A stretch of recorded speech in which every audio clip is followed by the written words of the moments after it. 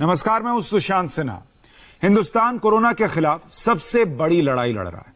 एक तरफ जंग हो रही कोरोना के स्प्रेडर और कोरोना वॉरियर्स के बीच। आज महाराष्ट्र के मालेगांव से जो वीडियो आया वो हैरान कर देने वाला है। लॉकडाउन की धज्जियां उड़ाते हुए 100 से ज्यादा लोगों की भीड़ अचानक सड़क पर उतर गई। इन लोगों ने पुलिस वालों पर हमला कर दिया। पुलिस की बैरिकेडिंग तोड़कर 100 से ज्यादा लोग पुलिस वालों से भिड़ गए। इन लोगों का आरोप था कि उन्हें जरूरी सामान नहीं मिल रहा। पुलिस ने जब लॉकडाउन का पालन कराने की कोशिश की तो हमला शुरू हो गया।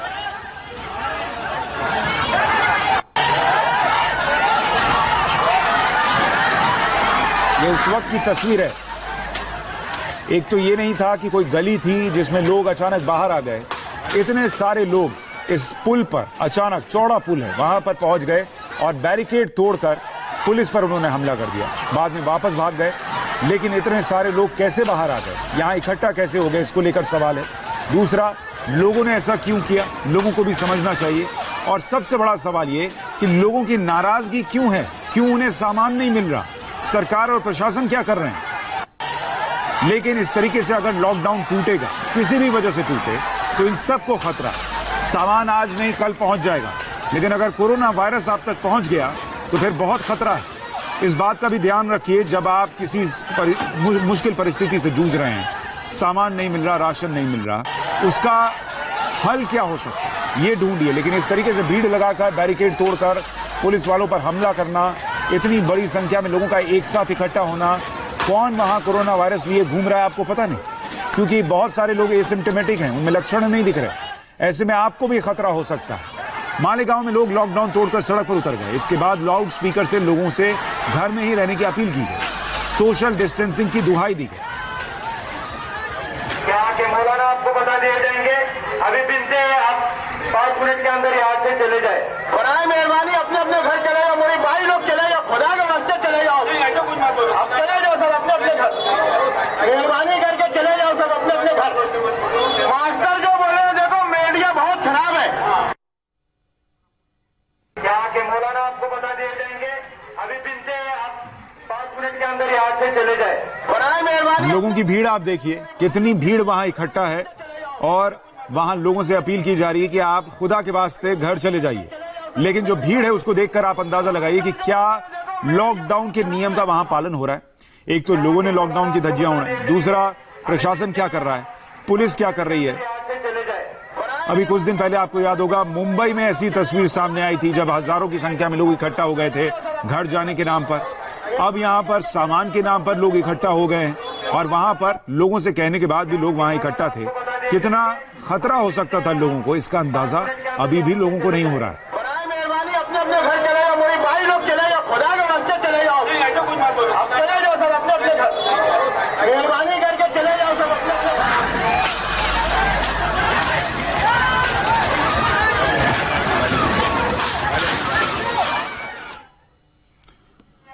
ये तस्वीरें हैरान करने वाली हैं, खास करके उस वक्त जब देश में 21,000 से ज्यादा कोरोना के केसेस हो चुके हैं, 680 से ज्यादा लोगों की जान जा चुकी है। लेकिन महाराष्ट्र में स्थिति हमेशा गाहे बगाहे बिगड़ रही है। कभी मुंबई से तस्वीर, कभी मालेगांव से। प्रशासन क्या कर रहा है, इसको लेकर सवाल खड़े हो रहे हैं। हिंदुस्तान में कोरोना की चेन टूटने की बजाय लगातार बढ़ती जा रही है। कोरोना की चेन रिएक्शन में सबसे बड़ा हाथ मरकज के जमातियों का रहा, जिसके बाद तबलीगी जमात के मौलाना साद पर शिकंजा कसने लगा। साद की तलाश में दिल्ली पुलिस की क्राइम ब्रांच ने यूपी के शामली में छापेमारी की है। शामली के कांदला में मौलाना के फार्म हाउस पर इस वक्त रेड चल रही है। क्राइम ब्रांच की टीम साद के फार्म हाउस में मौजूद है। पुलिस की यह टीम पीपीई किट के साथ वहां पर पहुंची है। ये तस्वीरें आपको उस फार्म हाउस के हम दिखा रहे हैं जहां पर क्राइम ब्रांच की टीम पहुंची है। शुरुआती तौर पर यह बताया जा रहा है कि मौलाना साद यहां मौजूद नहीं थे। ये मौके की तस्वीरें हैं। क्राइम ब्रांच की टीम आपको दिख रही है, केयर टेकर नजर आएगा। ये वो फार्म हाउस जो मौलाना साद का बताया जा रहा है शामली में। वहां पर क्राइम ब्रांच की टीम पहुंची, बताया जा रहा है वो पीपीई किट लेकर गई थी, क्योंकि मौलाना साद को कोरोना है नहीं है इसको लेकर कोई कंफर्मेशन नहीं। वो ये कहते हैं कि वो क्वारंटीन में थे। लेकिन यहां पर जब आए तब क्या स्थिति थी, आए नहीं आए, यहां कौन कौन आया, जमात के लोग आए क्या, और वहां पर क्या कोरोना का खतरा हो सकता है, इन सब बातों को ध्यान में रखते हुए पीपीई किट के साथ टीम वहां पर पहुंची। अभय पराशर हमारे साथ लाइव जुड़ गए हैं। अभय, अभी तक की क्या जानकारी आपको मिल रही है इस रेड के बारे में? एक 10 सेकंड की वीडियो बढ़ा के चल जाएंगे 10 सेकंड। देखिए सुशांत, कई अहम जानकारियां मिल रही हैं। पूरे फार्म हाउस में पूरी तरीके से तलाशी ली गई है। मौलाना साद हालांकि वहां पर मौजूद नहीं था। 4 लेबर और 2 ऐसे लोग जो कि मौलाना साद को बेहद करीबी से जानते हैं, उनसे अभी भी पूछताछ चल रही है। काफी देर से उनसे पूछताछ की गई। हालांकि ये भी पता चला है कि कुछ ऐसी चीजें हैं जो कि मौलाना साद की इस फार्म हाउस के अंदर हो सकती हैं। वो क्या चीजें हैं, इसके बारे में कुछ इनपुट मिला है, लेकिन जब तक उन्हें ढूंढ नहीं लिया जाता तब तक उनके बारे में कोई अहम जानकारी अभी नहीं दी जा सकती। लेकिन कुछ ऐसी चीजें हैं मौलाना साद से जुड़ी हुई जिन्हें ढूंढने के लिए क्राइम ब्रांच की टीम एक इनपुट के बाद यहां पर पहुंची थी, क्योंकि मौलाना साद यहां पर नहीं था। यह बात पहले से क्राइम ब्रांच को पता थी, लेकिन जो मरकज है निजामुद्दीन की मरकज और मौलाना से जुड़ी कई अहम चीजें इस फार्म हाउस में छिपाने का शक क्राइम ब्रांच को था, जिसके बाद क्राइम ब्रांच की टीम वहां पर पहुंची है। अभी भी वहां पर क्राइम ब्रांच की टीम है और फिलहाल वहां के 4 लेबर और 2 जो कि क्लोज हैं मौलाना साद के, उनसे इस वक्त पूछताछ की जा रही है। हालांकि मौलाना साद अभी कहां है इस बारे में कोई जानकारी नहीं है। फिलहाल क्राइम ब्रांच यही चाहती है कि जल्द से जल्द मौलाना साद सामने आए, उससे पूछताछ करनी है। कई जमातियों के बारे में पूछताछ करनी है, क्योंकि जिस तरीके के ऑडियो निकलकर सामने आए थे। तो फिलहाल जो धरपकड़ है मौलाना साद, यानी आप ये बता रहे हैं कि क्राइम ब्रांच को पहले से यह पता था कि मौलाना साद यहां नहीं मिलने जा रहे, लेकिन वहां से अहम जानकारियां मिल सकती हैं, इसलिए टीम गई। ये क्या हो रहा है यहाँ पे? पता नहीं क्या हो रहा है। ये पुलिस वाले आ रहे हैं। कहाँ से आ रहे हैं? आ जाओ, चलो था। चले जाएंगे, रुक जा, रुक जाएंगे ना, रुक जा।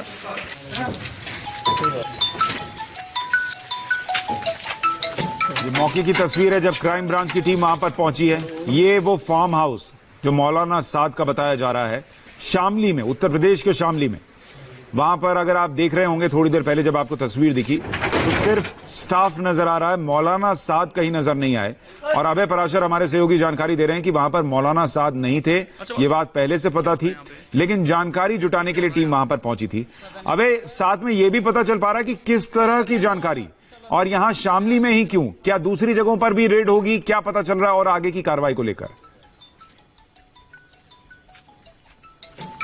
देखिए, दिल्ली में जाकिर नगर में जहां पर मौलाना साद का घर है और उनके रिश्तेदार का घर है, वहां पर भी पहले क्राइम ब्रांच की टीम पहुंची थी।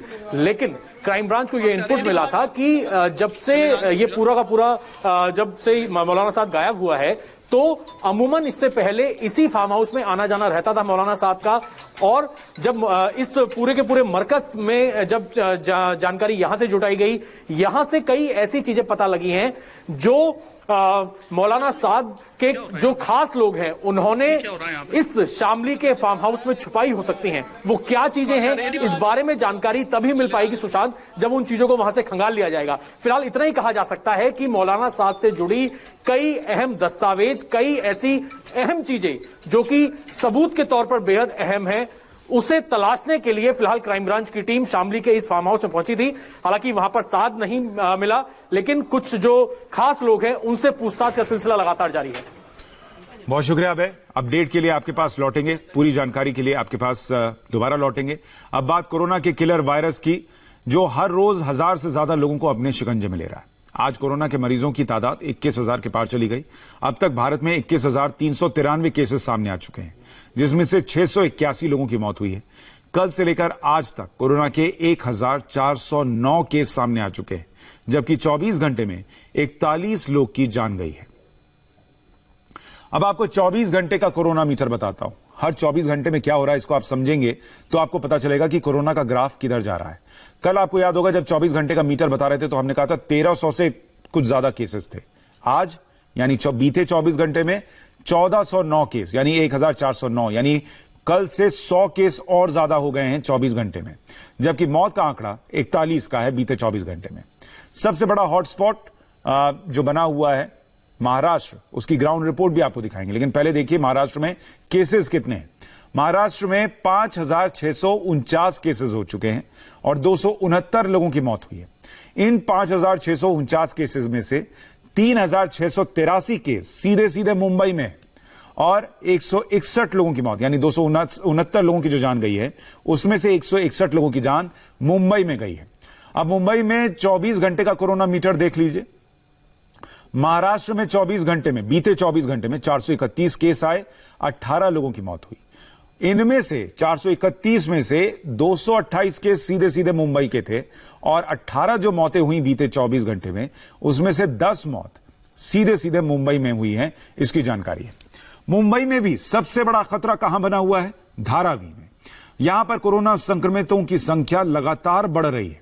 एशिया का सबसे बड़ा स्लम है ये, और यहां पर कोरोना पॉजिटिव केस कम हो, इसके लिए प्रशासन ने जो कमर कसी है, क्या तैयारी की है, उस पर राजीव सिंह की एक रिपोर्ट देखिए।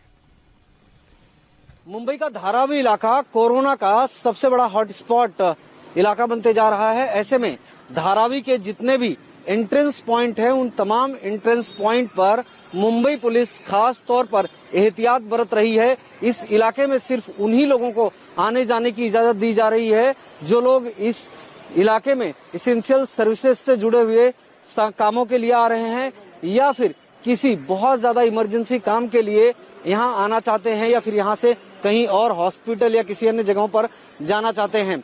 हर एक एंट्री पॉइंट पर मुंबई पुलिस ने इस तरह से चेक पोस्ट बनाई है। आप देखिए, बैरिकेड्स लगाया गया है और हर एक वाहनों की बाकायदा चेकिंग की जा रही है, हर एक शख्स की बाकायदा चेकिंग की जा रही है, चाहे टू व्हीलर से आने जाने वाले लोग हों या फिर फोर व्हीलर से, उनके कागजातों की जांच पड़ताल की जा रही है। और इस तरह की तस्वीर धारावी इलाके के 5 एंट्रेंस पॉइंट पर आपको दिखाई देगी। धारावी इलाके में बुधवार देर शाम तक 189 लोग कोरोना पॉजिटिव पाए गए थे, जबकि 12 लोगों की मौत अभी तक मुंबई के धारावी इलाके में हो चुकी है। अगर मुंबई की बात करें तो मुंबई में अभी तक 3600 से ज्यादा कोरोना पॉजिटिव केसेस सामने आए हैं, जबकि 161 लोगों की मौत हुई है। कैमरामैन स्वप्निल के साथ राजीव सिंह, इंडिया टीवी, मुंबई। हर किसी को यह समझना होगा कि कोरोना को हराने के लिए लॉकडाउन किया गया है, लेकिन कुछ लोग इसे मजाक में ले रहे हैं। तस्वीरें आपको बेंगलुरु की दिखाना चाहता हूं। इस शहर को देश के शिक्षित शहरों में से एक माना जाता है। यहां पर अच्छी खासी पढ़ी लिखी पॉपुलेशन है, लेकिन तस्वीरें कुछ और ही बयां कर रही हैं। बेंगलुरु की सड़कों पर जबरदस्त भीड़ है, गाड़ियां ऐसे चल रही हैं जैसे वहां कोई लॉकडाउन हो ही ना, और हमने कोरोना के खिलाफ जंग जीत ली। दरअसल कर्नाटक में अब तक 427 पॉजिटिव केस भी सामने आ चुके हैं, उसके बावजूद बेंगलुरु का यह हाल है। नॉन कंटेनमेंट एरियाज में रिलैक्सेशन के कर्नाटक सरकार के फैसले के बाद आज बेंगलुरु की सड़कों पर ज्यादा ट्रैफिक देखने को मिल रहा है। फिलहाल हम टाउन हॉल इलाके पर हैं और आप देखिए, यहाँ पर जो सड़कें सूनी नजर आती थी, वहां पर अब गाड़ियों की आवाजाही तेज हो गई है, ज्यादा हो गई है। हालांकि पहले कर्नाटक सरकार ने ये कहा था कि 3 मई तक पूरे राज्य में लॉकडाउन जारी रहेगा। कैबिनेट का ये फैसला था, लेकिन उसे बाद में रिव्यू किया गया और कल देर शाम ये फैसला लिया गया कि नॉन कंटेनमेंट एरियाज में कुछ सेक्टर्स में रियायत दी जाएगी, जिसमें horticulture, agriculture, IT-BT, plumber, electrician आदि शामिल है। क्योंकि बेंगलुरु आईटी हब है, इसीलिए यहाँ पर आज सड़कों पर, खास तौर पर उन इलाकों में जहां पर आईटी कंपनीज है, ट्रैफिक बहुत ज्यादा देखने को मिल रहा है। हालांकि सरकार ने यह कहा था कि सिर्फ essential staff he IT company बुला सकती है और एसेंशियल स्टाफ के अलावा बाकी लोगों को वर्क फ्रॉम होम करना होगा, लेकिन एसेंशियल स्टाफ कितना होगा ये आईटी कंपनियों पर ही छोड़ दिया गया। उन्हें यह फैसला करना है कि उनकी कंपनी के लिए एसेंशियल स्टाफ कितने लोग हैं। शायद यही वजह है कि आज बेंगलुरु की सड़कों पर बहुत ज्यादा ट्रैफिक देखने को मिल रहा है। अब आपको देश के सबसे बड़े राज्य उत्तर प्रदेश की हालत बताता हूं। वहां पर कोरोना का अपडेट क्या है। यूपी में 112 नए केस सामने आए हैं। टोटल केसेस यहां पर 1449 हो चुके हैं, जबकि 21 लोगों की मौत उत्तर प्रदेश में हुई है। अगर आप उत्तर प्रदेश, जहां जो देश का सबसे बड़ा राज्य है, जहां पर आबादी बड़ी है, उसकी तुलना महाराष्ट्र, गुजरात, मध्य प्रदेश से करेंगे तो यहां पर स्थिति को बहुत हद तक काबू में रखा गया है, तब जबकि जमात के कई लोग यहां पहुंचे थे। यूपी में अगर लखनऊ की बात करें तो पिछले 24 घंटे में सिर्फ एक नया केस आया है। आगरा में नए केसेस की संख्या 18 है। नोएडा में टोटल केस 103 है। अच्छी बात यह है कि नया केस सिर्फ एक ही सामने आया है, नोएडा में। वहीं मध्य प्रदेश की तस्वीर देखिए। मध्य प्रदेश में कोरोना पॉजिटिव की संख्या कम होने का नाम नहीं ले रही। एमपी की राजधानी भोपाल समेत इंदौर और उज्जैन समेत राज्य के सभी बड़े शहरों में कोरोना का हाई अलर्ट है। हमारे सहयोगी अमिताभ अनुराग की रिपोर्ट देखिए। मध्य प्रदेश कोरोना संक्रमित मरीजों के मामले में अब 1600 का आंकड़ा पार कर चुका है। 1609 मरीजों के साथ मध्य प्रदेश की स्थिति देश में अब 6वें नंबर पर है। वहीं मौतों के मामले में 81 मौतों के साथ मध्य प्रदेश तीसरे स्थान पर आ चुका है। इंदौर की अगर हम बात करें तो इंदौर में बीते दिन तकरीबन 26 मामले आ जाने के बाद अब कोरोना संक्रमित मरीजों की संख्या तकरीबन 945 हो चुकी है। वहीं एक मौत के बाद अब तकरीबन 53 मौतें इंदौर में हो चुकी हैं। राहत की बात यह है कि तकरीबन 77 जो लोग हैं वो स्वस्थ होकर घर भी जा चुके हैं। तकरीबन 28 जिले मध्य प्रदेश के अब कोरोना संक्रमित जिले बन चुके हैं। भोपाल की अगर हम बात करें तो भोपाल में आंकड़ा 300 पार कर चुका है। 303 कोरोना संक्रमित मरीज पाए जा चुके हैं। वहीं मौत जो है अब तक 7 हुई हैं। मध्य प्रदेश में कुल 81 मौतें अब तक देखी जा चुकी हैं।